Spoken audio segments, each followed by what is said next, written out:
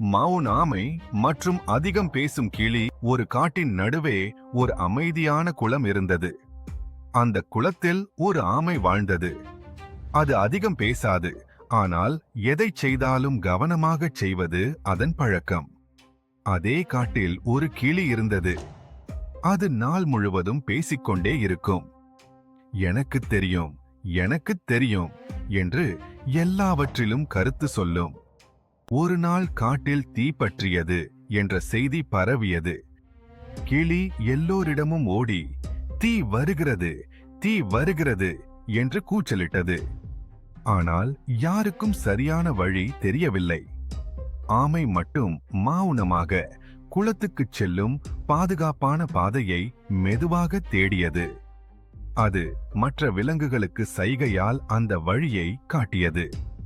கிளி பேசிக்கொண்டே இருந்ததால் அந்த வழியை கவனிக்கவில்லை. பிறகு சோர்ந்து போய் ஆமை காட்டிய வழியில்தான் வந்தது. அனைத்து விலங்குகளும் பாதுகாப்பாக தப்பின.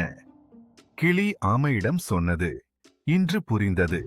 பேசுவதை விட சரியான நேரத்தில் செயல்படுவது முக்கியம். நீதி: அமைதியான செயல் அதிகமான வார்த்தைகளை விட பலமானது.